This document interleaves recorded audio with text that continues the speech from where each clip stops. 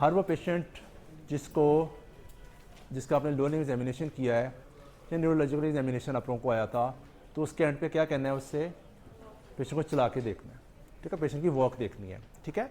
Walk की क्या types होती हैं, आप क्या कहते हैं, हेमीप्लीजिक गेट। हेमीप्लीजिक गेट क्या होती है, पेशेंट को स्ट्रोक होता है।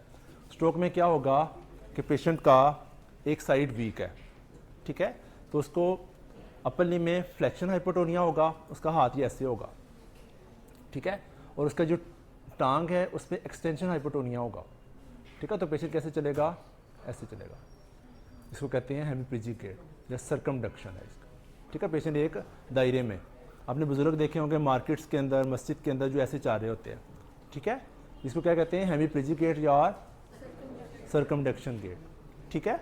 अच्छा, फिर आती है पार्किंसन। पार्किंसनिज्म में क्या होता है कि पेशेंट को ओवरऑल वो होता है, फ्लेक्शन होती है और ट्रेमर, रिजिडिटी और ब्रेडिकाइनेसिया होता है, पता ना इस चीज़ का, ठीक है। तो उसमें पेशेंट को क्या पोस्चर क्या होगा, ओवरऑल फ्लेक्शन हो जाएगी, ठीक है। तो आपने बुजुर्ग देखे होंगे वो सिर्फ ऐसे झुके हुए होते हैं, ठीक है, और उनकी जो गेट होती है वो शॉर्ट स्टेपेज गेट होती है, ठीक है। इसको फेस्टिनेटिंग गेट कहते हैं। उन डिफिकल्टी टू स्टॉप और difficulty to initiate the movement, पता ना इस चीज़ का।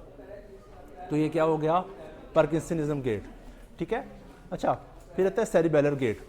अब सेरिबेलम का काम मेनली क्या है, बैलेंस को कंट्रोल करना। तो बैलेंस नहीं कंट्रोल करेगा, पेशेंट को स्ट्रोक है किसी वजह से, या कोई ट्यूमर है, या कोई ड्रग्स की वजह से उसका सेरिबेलम इफेक्टेड है, तो उससे बैलेंस कंट्रोल नहीं कर पा रहा होगा।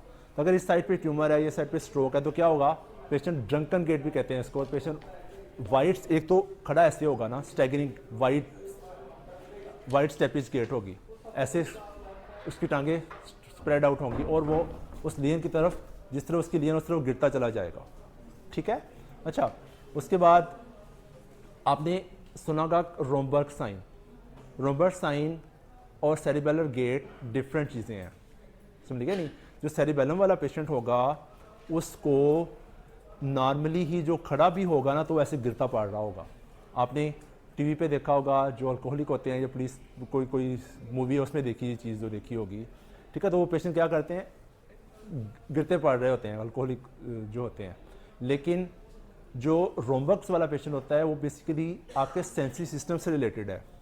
उसमें क्या होगा कि पेशेंट को जब कहेंगे और उसको खड़ा करेंगे, उसको जब आंखें बंद करें, जब आंखें बंद करेंगे तो वो स्वे करेगा, ठीक है। क्योंकि अल्लाह ताला ने हमारे अंदर सिस्टम रखा हुआ है कि हमारे जॉइंट के अंदर सेंसरी जो रिसेप्टर्स हैं वो हमें बता रहे हैं कि मेरा जॉइंट किस जगह पे है, ठीक है। अगर वो सेंसरी सिस्टम नहीं काम कर रहा तो हमारी आंखें हमें बता रही हैं कि आंखें हमें कि मैं किस जगह पे खड़ा हूँ, ठीक है। जब हमें आंखें हटा देंगे, आंखें बंद हो जाएंगी, तो फिर उसका जो कि ये वाला सिस्टम ही नहीं काम रहा, फिर उस कंडीशन में ये स्वे करेगा, ठीक है। लेकिन जो सेरिबेलर वाला पेशेंट होता है वो क्या होता है, वो नॉर्मली भी जब खड़ा होता है तो ऐसे से घूम रहा होता है, इसको कहते हैं टिटुबेशन, ठीक है। Romberg sign is a sign of, sign is a feature of sensory system, और टिटुबेशन वो सेरिबेलम का फीचर है, ठीक है। सेरिबेलम में पेशेंट खड़ा होगा तो ऐसे स्वे कर रहा होगा, ठीक है।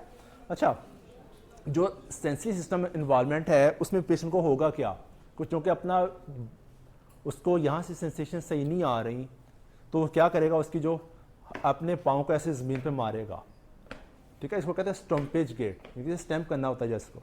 स्टम्पेज गेट मीन्स के अपने पाँव को ऐसे मार के देखेगा मेरा पाँव कहाँ पे पड़ रहा है, ठीक है। तो उससे अपनी वो लेगा फील, वाइब्रेशन की फील लेके, तो उसको होगा कि मेरा पाँव इस वक्त कहाँ पे पड़ रहा है, ठीक है।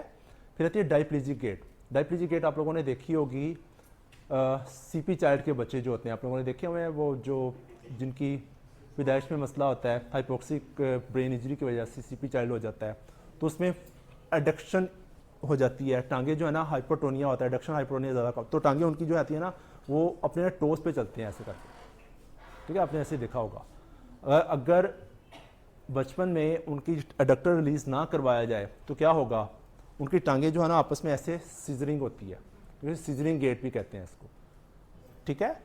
अगर बचपन में ये एडक्टर रिलीज हो गया है तो ये वाली गेट होगी, आपने देखा होगा जो बच्चे बड़े हो जाते हैं सीपी चाइल्ड वाले, जो चलना फिरना के काबिल होते हैं, ज़्यादातर तो ऐसा होता है वो बेड रेडन ही रह जाते हैं, ठीक है। अच्छा, उसके बाद आती है वेडलिंग गेट या मायोपैथिक गेट। हमारे मसल्स का मेन बल्क कहाँ पे है? हमारी प्रोक्सिमल एरिया में। इसी वजह से जो मसल्स की वीकनेस होती है वो प्रोक्सिमल ज़्यादा होती है, जबकि जो न्यूरोपैथी की वीकनेस होती है वो डिस्टल ज़्यादा होती है, क्योंकि नर्व जब लंबी होती हैं तो एंड पे ज़्यादा डैमेज होता है।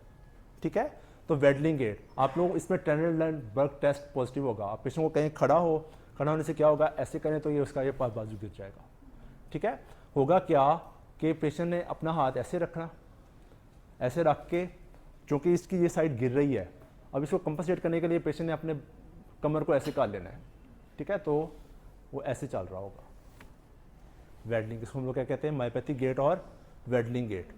ठीक है, अच्छा, एंड पे जैसे मैंने कहा था न्यूरोपैथी की वजह से क्या होगा, अब उसको उसका पाँव रिफ्लेक्स नहीं हो रहा। ठीक है, इसके ऊपर की तरफ मूव ही नहीं कर पा रहा, डिस्टल वीकनेस है उसकी, तो क्या होगा, उसको पाँव उसका जब पड़ेगा तो उसको पाँव से वो ट्रिप होगा, गिरेगा। तो क्या करेगा, वो अपने पाँव को ऐसे उठा के चलेगा। आपने ऐसे देखा होगा लोगों को चलते हुए, समझ गया नहीं? किसी मार्केट में चले जाएं, मस्जिद में चले जाएं, जाके आप देखें, लोगों के गेट ऑब्जर्व किया करें। ठीक है, तो आपको गेट से बहुत सारी फाइंडिंग्स मिल जाती हैं। ठीक है, तो ये क्या था कि आपने देखा कि ये फुट ड्रॉप, क्योंकि बायलेटरल फुट ड्रॉप है पेरिफेरल न्यूरोपैथी की वजह से, तो पेशेंट को ये कौन सी गेट है, न्यूरोपैथिक गेट। ठीक है।